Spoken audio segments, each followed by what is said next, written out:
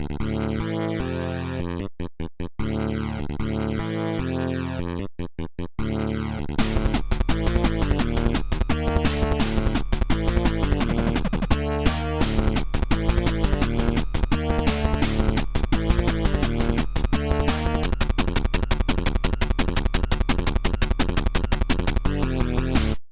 everyone, and welcome back to Innocent Till Proven Guilty, now with 100% more beard. As you might know, the premise of the series involves giving games that have received the death penalty an unbiased re-examination. Now, I've been accused of mainly handling softballs up to this point by my buddy BeneVolentDick NES, and he sort of has a point. I mean, nobody out there is calling Spider-Man 2600 or Birthday Blowout the worst games of all time. But then again, the series isn't going to focus on just the notoriously bad games. With that said though, I think it's time that I put up our shut up to test my mettle. So today, I'm going to give a fair trial to the granddaddy of all notorious horrible games, Dr. Jekyll and Mr. Hyde. The infamous Dr. Jekyll and Mr. Hyde was released by Bandai in April 1989 and was developed by Advanced Communications Company. Jekyll and Hyde is of course very loosely based on the Robert Louis Stevenson novel, but from what I've gathered, the two have very few similarities besides the Jekyll and Hyde duality of the main character. In the glut of movie license titles during that era, an ancient piece of literature certainly seems like an odd choice for a Nintendo cartridge.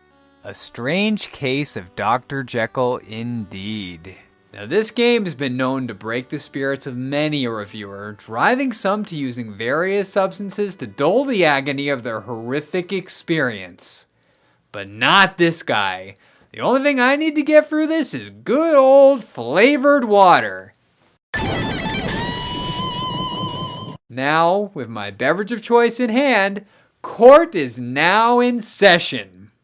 First of all, no matter what you think of the game, you've got to admit that this title screen and especially the music really set the mood. On the topic of the music, it's been noted that this particular piece is reminiscent of a song from WiiGuy. Let's do a comparison.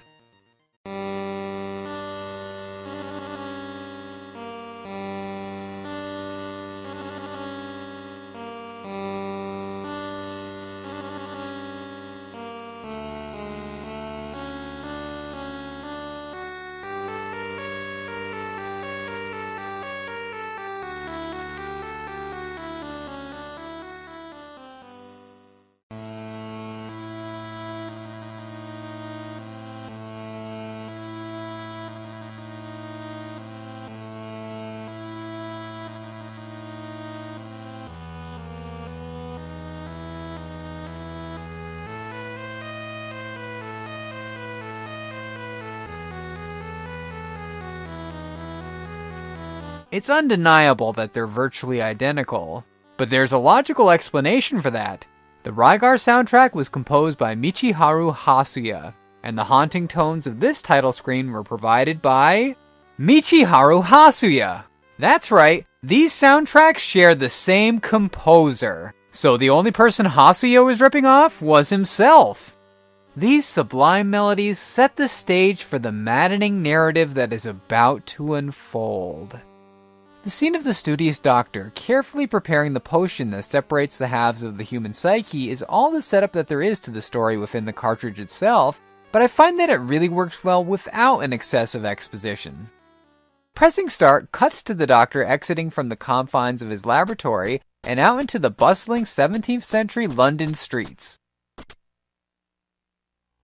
The rest of the story, as filled in by the manual, claims that this fateful day is the occasion of Jekyll's own marriage to Miss Millicent, and he has to make it to the church on time in order to be wedded. Unfortunately for Jekyll, and again, according to the manual, there are many accidents and obstacles waiting along the path to keep the doctor an eternal bachelor. These accidents and obstacles take the form of his fellow townspeople, who are either possessed by some evil force, or they just don't like Jekyll that much. These folk, with names such as Billy Pones, Rosette Ranright, and Elena McCowan, act like real bastards to our protagonist, wielding slingshots and shrieking like banshees in order to add stress to what could be the happiest moment of his life.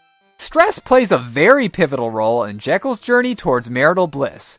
If you boil Jekyll and Hyde down to its base elements, all you do is walk from point A, Jekyll's house, to point B, the church. During the course of the stroll, the player has to keep a close eye on not one, but two important meters. The standard health bar, marked as life, and the aforementioned stress level, referred to simply on the screen as meter. This meter has two letters at each end, a J and an H. The J and H are self-explanatory, obviously representing Jekyll and Hyde, respectively. The meter starts out towards the J side, with the Doctor firmly in control. However, if he takes too much damage, the meter will bottom out, Jekyll will drop to his knees, and the setting will shift to the world of demons with Hyde as the dominant force. The Mr. Hyde areas are way more fun to slog through than the regular London streets. For starters, Hyde's trail bucks the typical platforming pattern of the rest of the sections by moving from right to left.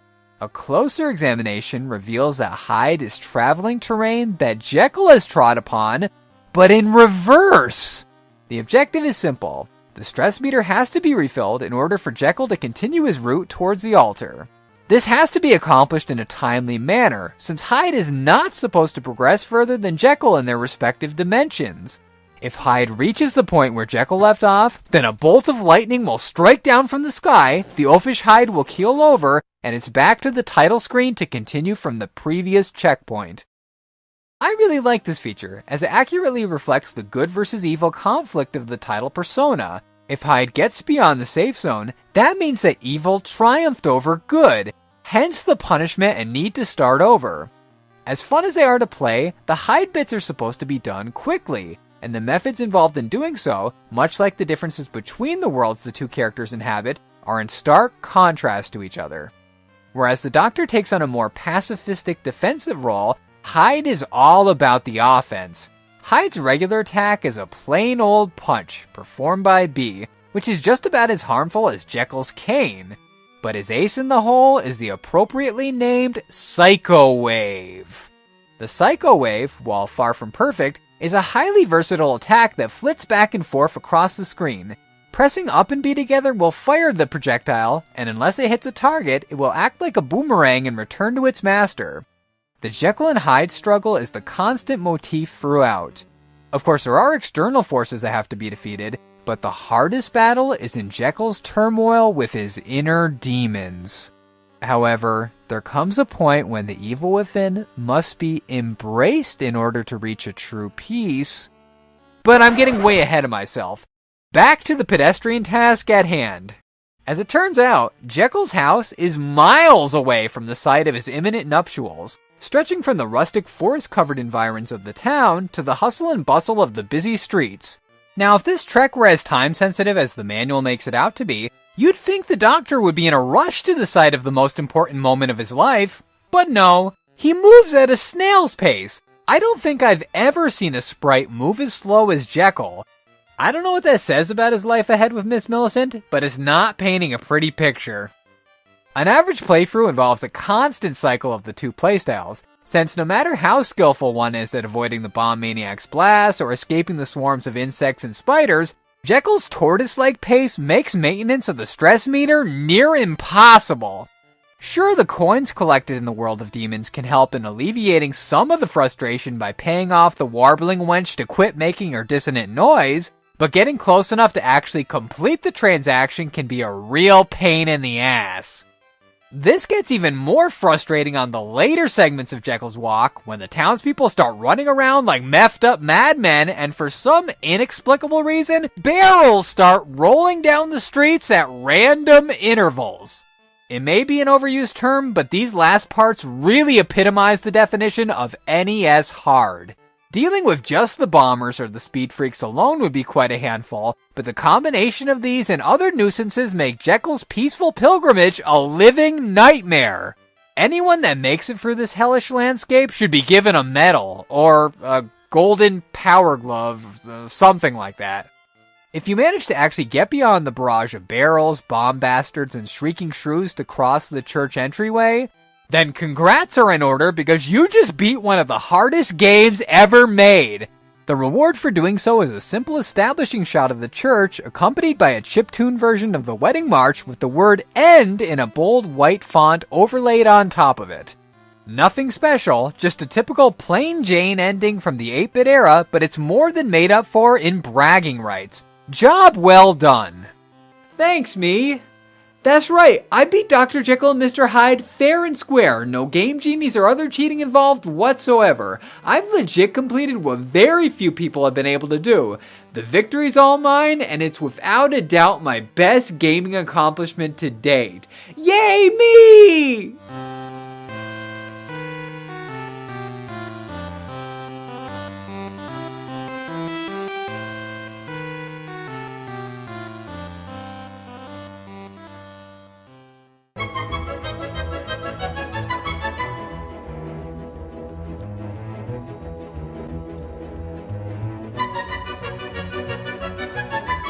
Ladies and gentlemen, what you've just seen is one of two possible endings for Dr. Jekyll and Mr. Hyde, and this is in fact the bad ending.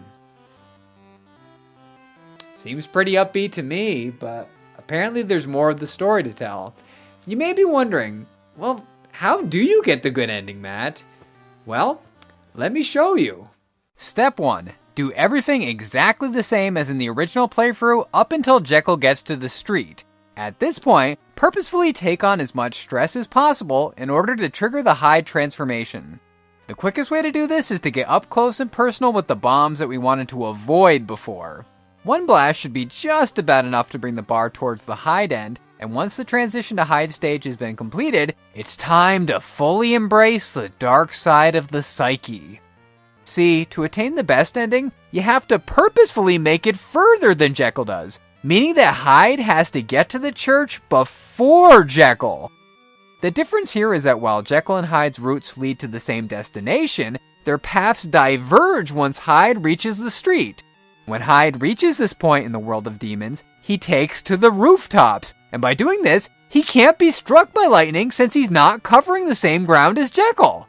The rooftop area can be pretty tricky, especially since Hyde gets bounced around by the uneven surfaces and frequently collides with the flying spiky death balls as a result. With that said, these are much less of a nuisance to deal with than the barrels Jekyll has to contend with, so I'm not complaining. Once Hyde makes it to the church, he comes face to face with... a boss? Yes, a boss named Latoul, a ghost-like apparition that teleports around the screen, spewing out a trio of fireballs with each appearance. Latoul is a joke. He's one of the easiest bosses I've ever fought in my whole life. Latoul doesn't have a life meter of his own, and instead, the damage inflicted upon him goes to refill the stress meter towards the Jekyll side. Once this has been completed, Latoul will dissolve into what looks like stone tablets or tombstones.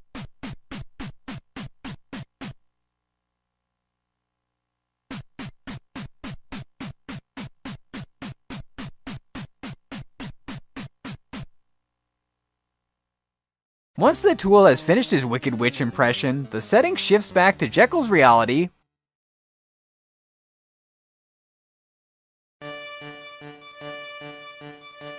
but something seems different than before. I'm walking, and still walking. Where are the bomb maniacs, the eardrum-piercing Elenas, and especially those blasted barrels? Well, apparently they must have been possessed by an evil spirit after all, since vanquishing Latoul gets rid of all the other obstacles previously encountered. After he's defeated, the once tumultuous terror of the urban landscape becomes a relaxing trip to be joined hand in hand with his lovely bride. Going through the entryway this time still brings up the establishing shot of the church, only this time we see the doctor and his bride in their formal attire. The two slowly, and I mean really slowly, become one at the steps of the church. The two enter the building united in their love and finalize their vows in one of the strangest churches I've ever seen. Besides the red platform that they're standing on, it's completely devoid of light or anything of substance for that matter. The couple becomes bathed in blue light and embrace for the first time as husband and wife. All's well that ends well, I suppose. Jekyll has finally found the peace that he... What the hell is that? This is the good ending? That's downright creepy. Is that Mr. Hyde? Is that a cross sticking out of his back? Again, I ask, how is this the good ending? The bad ending might have left a lot to the imagination, but this ending is much more sinister. Jekyll has survived his ordeal to become wed to the love of his life, but will they truly live happily ever after? Somehow I doubt it with that horrible omen looming over them. Well then, that was certainly cheery, wasn't it? That doesn't seem very happy to me, so I don't know what they're talking about. Regardless, I've now experienced all that Jekyll and Hyde has to offer. I even beat the much harder Famicom version of the game on the recommendation of BeneVolentDick NES, which has quite a few differences from the American release, which I'll briefly address now. The Japanese release has 2 levels that are completely absent from the American release, the city and the alley, offering completely new obstacles.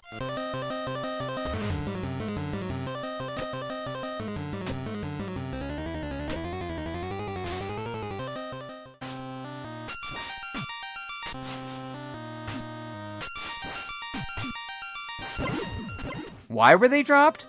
Well, I don't know for sure, but if I had to guess, I'd say it's because of this.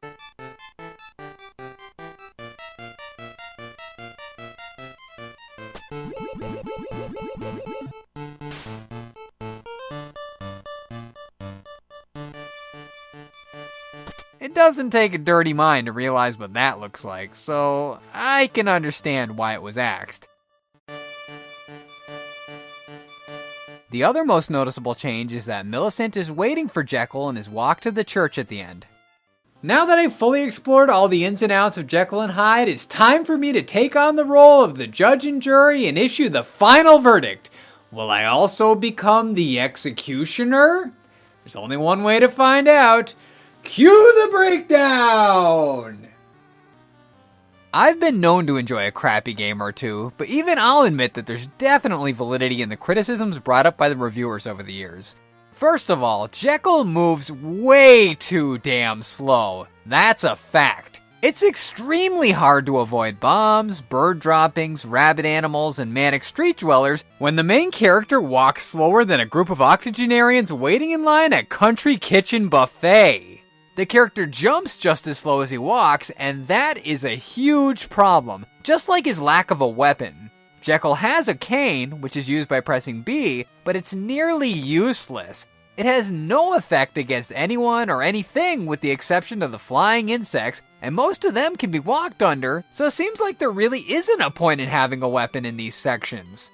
Even the superior Hyde sections aren't without faults. It's annoying that Hyde is always on the move and can never take a moment to remain idle and take out the imminent threat ahead and up above.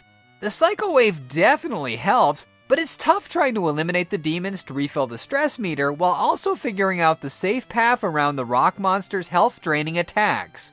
Speaking of the stress meter, maintaining the bar can be a gargantuan ordeal at times. It's so easy to get caught in the wake of the bomb maniac's explosions, especially when the vicious villagers are running around with reckless abandon. Oh, and on the topic of the bomb bastard, the safe zone is all over the damn place. Some only require walking a few feet to remain uninjured, but there are other times when Jekyll can be clear across the screen and still take on damage. WTF! The Famicom version is even worse in this regard. I encountered one right at the beginning that gave me no time to react, whereas the bombs in the street section are far more forgiving. Everything seems so random in this game. I've spent many hours with Jekyll and Hyde, but I still can't predict exactly when a certain event is going to happen.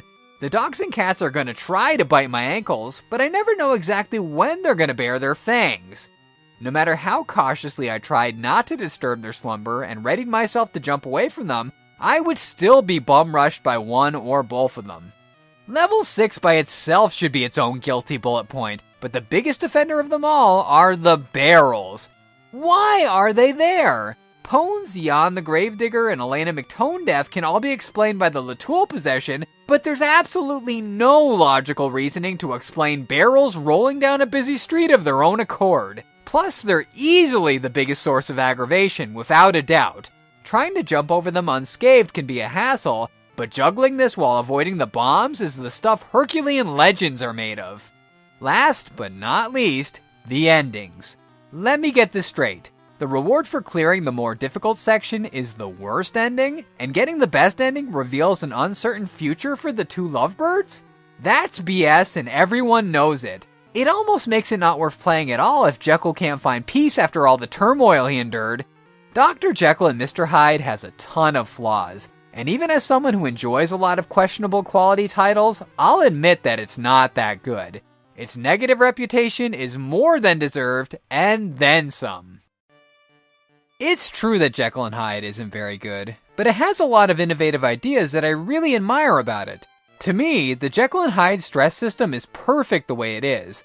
I know it doesn't really factor in the potion from the novel, other than in the intro cutscene, but it really does give an accurate representation on what it must be like to struggle with a divided psyche like Jekyll does. Advanced Communications Company clearly established the boundaries of good and evil. Even though it's more fun, the player is punished for drifting too far into the dark side and has to return to the light to become a proper functioning member of society. This is psychology at its finest, folks, and who would have thought it would be contained within an 8-bit cartridge? As I mentioned at the beginning of this review, Robert Louis Stevenson's story and Nintendo mesh about as well as peanut butter and sardines in theory. But the finished product is actually very clever in its design. Jekyll is a good man at heart, but with a demon living inside of him. He tries his best to take the high road and keep a friendly demeanor, but his neighbors keep testing the pureness of his heart. This is of course why the cane that he wields is virtually useless. Fighting back against his tormentors will only taint his soul and be one step closer to being cast in eternal darkness. If Jekyll happens to fall and Hyde takes over, the player is encouraged to restore Jekyll to his righteous path as quickly as possible. As the Bible states, love thy neighbor, and Jekyll's behavior certainly reflects this more than anything offered by Wisdom Tree. On a more aesthetic note, Jekyll and Hyde is beautiful visually. The sprites and backgrounds are very detailed, and the animations are smooth. I love the attention to detail when it comes to the two dimensions. The autumnal color palette of Jekyll's normal reality has a warm, inviting feel to it, whereas the world of demons is filled with icy dark blues and cracked architecture that accurately depicts that this is a warped mirror image of Jekyll's homeland. I'm sure this is an aspect that very few people pick up on, but I for one really appreciate it. Bravo, developers! As for the endings, it's absolutely true that their concept of good and bad is a bit askew, but I've got to give it to them for not going the happily ever after route. From what I've read about the novel, it featured a downer ending as well, so this fits with the intentions of the source material, and that earns it my respect. That Hyde silhouette still gives me the creeps, but I give this a big thumbs up. For my final piece of evidence in favor of Jekyll and Hyde, I now present Michiharu Hasuya's glorious soundtrack. Say what you will about everything else, but the music fits the vibe of Jekyll and Hyde to a T. That title theme is one of the most memorable pieces in the NES library, and the rest of the compositions are just as good. Granted, only 2 themes are heard in the majority of a playthrough, but when they're this good, it doesn't matter how often they loop. Hasuya perfectly encapsulates the Victorian Gothic tone of the subject matter, and no matter how frustrating certain segments can get, these songs always calm my inner beast. If for no other reason, I would recommend playing Dr. Jekyll and Mr. Hyde to hear this exquisite soundtrack. Alright, now comes the hard part. To determine whether Jekyll and Hyde is guilty of its alleged atrocities against mankind or falsely accused of wrongdoing. This is going to be a tough one. Believe it or not, I agree with a lot of the criticisms. Jekyll does move way too damn slow. The cane is useful only about 1% of the time, and it gets so intense to the point of being unfair at certain times. Still, I don't think it's a horrible game, and I really do get a lot of enjoyment out of it when I'm not cursing at it like a sailor. So, since it's my show and I can do whatever I want, my verdict is...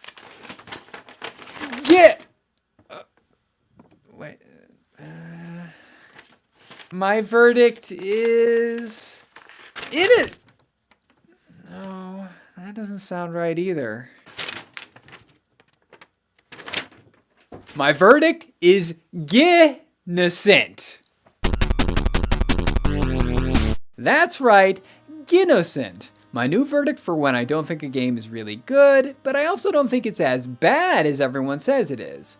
Jekyll and Hyde has a ton of faults, there's no doubt about that, but its controls are smooth as silk in comparison to Action 52, and it's nowhere near as unfair as Dragon's Lair. It's certainly tough, but not impossible, and I'm living proof. Despite what critics have said over the years, there are redeeming qualities to be found in this game. The contrast between the world of demons and Victorian London, the implementation of the stress meter, and the mood-setting music all get a check mark in my book. As for the negative aspects, to me, the majority of them just add to the challenge. Take my word for it. I felt a huge sense of accomplishment when I crossed that church entryway and proved that my retro skills were just as strong as they've ever been. I would definitely recommend trying it out, but remember to keep an open mind and try not to let frustration get to you. Dr. Jekyll and Mr. Hyde is alright to me. It's far, far from great, but it's not that bad either.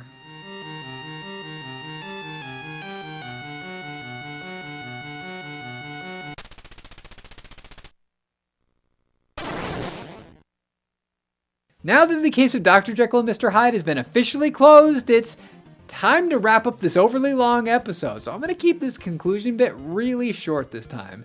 The next video that you're going to see from me is going to be my 2-year anniversary video, which was already filmed about a week or so before this right now.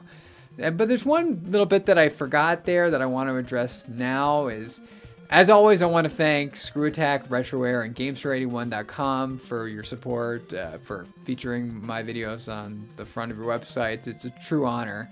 But a very special thanks to John Gamester, because since the time I filmed that special, well, he asked me if I wanted to be a contributor to GameStar81.com, so that's what I am. I'm a contributor now, so again, huge thanks, John. I truly appreciate it. The next video after that in December will be another trip to the innocent until proven guilty court. What game will be tried this time? Well, I'm not going to reveal it. But you'll just have to see in December. Oh, and another thing I want to say is that in case anybody thinks I'm going soft with the whole innocent thing, and if anybody thinks that there's not going to be a guilty verdict, oh, believe me, there will be a guilty verdict coming. And I can think of one game off the top of my head that will definitely receive one. And hint, it might have already been mentioned in this video. I'm not saying yes or no, but it might have. So anyway, that's it. Now that all the business is taken care of, I'm going to end the videos, the innocent until proven guilty videos, as I always do. So now that all the business is done, court is now adjourned.